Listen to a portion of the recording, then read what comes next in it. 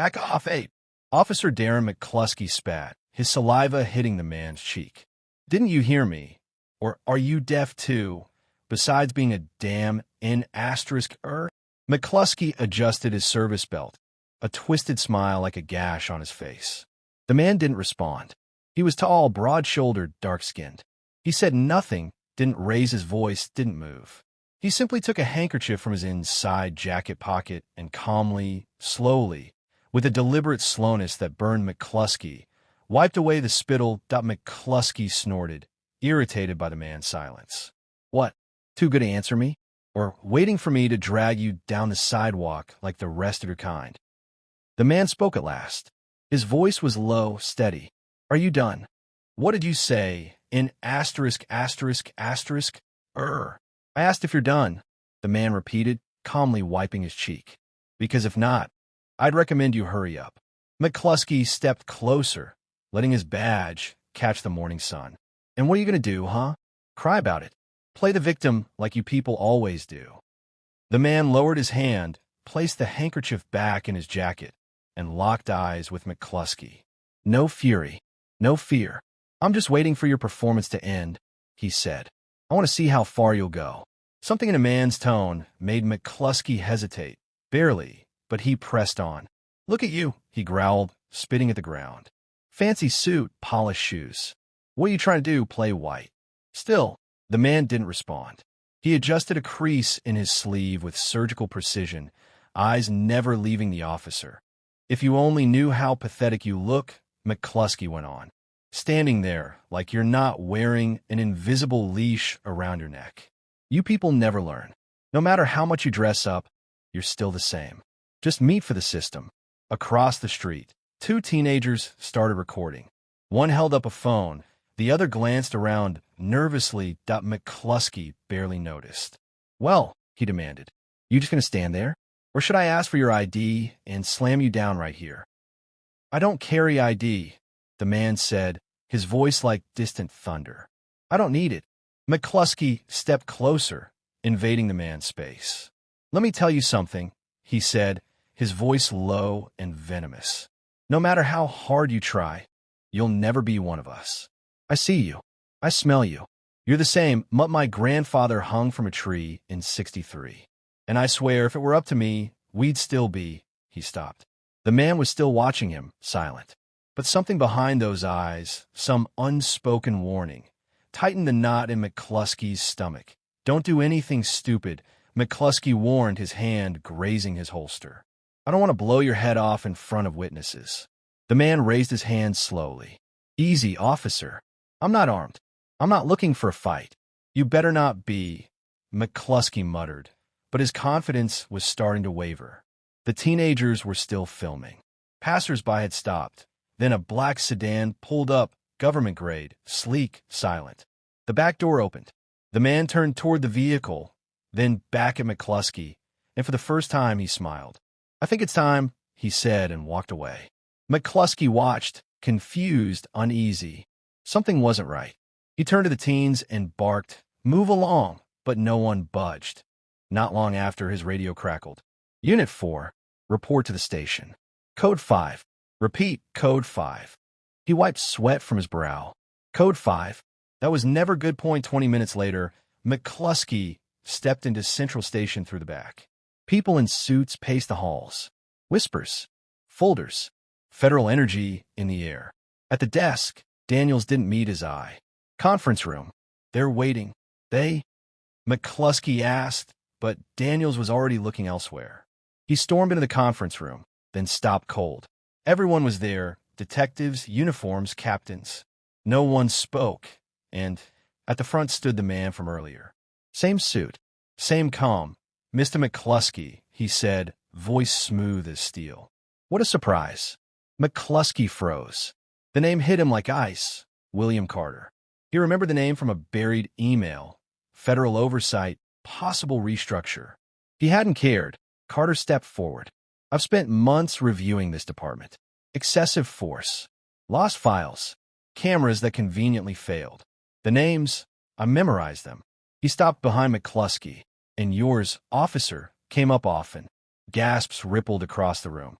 I have here 17 cases to reopen, 3 of them with your name attached. Excessive force, falsified evidence, racial misconduct. McCluskey's mouth opened, but nothing came out. You lived under protection, Carter said. But that era ends today. McCluskey gritted his teeth. This is a damn witch hunt. I want my union rep. Carter stepped closer, lowering his voice. But this isn't even the beginning. Carter tilted his head, a faint smile flickering. Union representative, he repeated.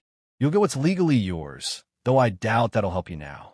He opened a folder slowly, ceremoniously. Do you remember Malik Dorsey? McCluskey blinked. The name rang a distant bell. 1998, Opal Grove. You arrested him for robbery. Broke his nose with your weapon. No evidence. No complaint. But there was a VHS tape, until it vanished 2 days later. Guess who was responsible for the archive back then? McCluskey's face twitched. Bits of memory returned. A boy running, blood, his partner's laughter, and the cover-up. The excuse, he resisted. The silence. Malik lives in Houston now, Carter continued. Still has a deviated septum. Still has nightmares. And now a copy of that tape. McCluskey's legs trembled. Is this revenge? He tried to sneer, but his voice wavered. Carter stepped in close. Not revenge. Justice. That word you never understood. Then louder. Officer McCluskey, by order of Internal Affairs with federal backing, you are suspended. Hand over your badge and weapon. The room fell silent. McCluskey stood frozen. He had always been the one in control, the intimidator, the decider. No one had ever spoken to him like this. You need help? Carter asked dryly. A young black lieutenant stepped forward, steady, respectful.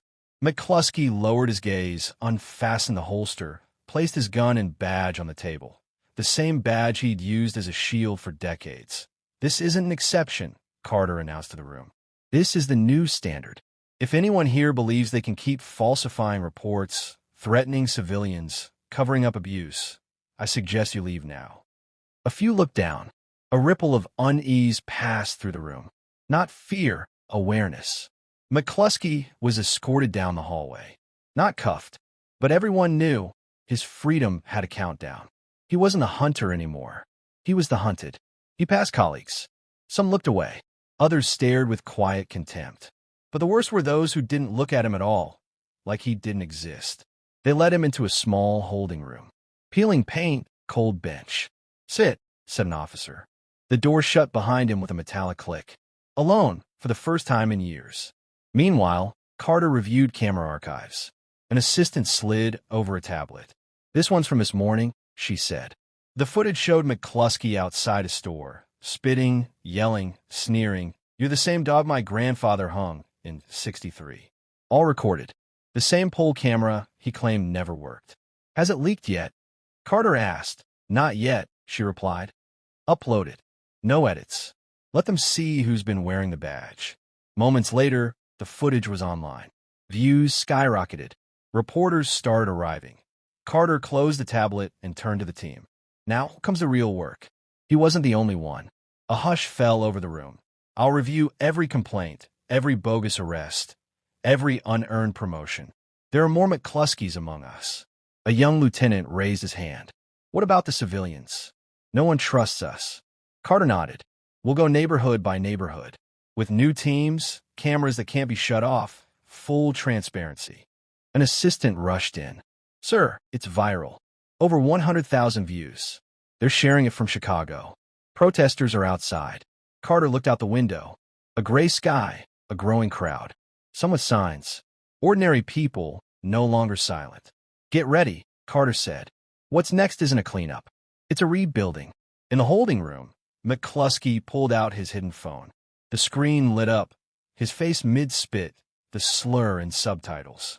He stared at it. No, he whispered. He hurled the phone at the wall. It shattered, but the image remained seared into his mind, his face contorted in hate. Now a symbol, not a badge of honor. A stain. 20 minutes later, 2 agents entered. Let's go, one said. Where? The interview room. They didn't cuff him. They didn't insult him. They didn't even speak to him. They just walked in the room. Carter sat alone. No jacket, just a white shirt, sleeves rolled. He slid a manila envelope across the table. "What is this?" McCluskey murmured. "Read it." Inside, a formal notice. Charges listed one after another. Abuse of authority, falsification, assault, and a footnote. Possible federal hate crime charge. McCluskey turned pale. His mouth moved, but no words came. Carter's voice was steady. "You'll get due process. But this time, the process isn't yours to control." Outside, the protests grew. Inside, justice had finally found its footing.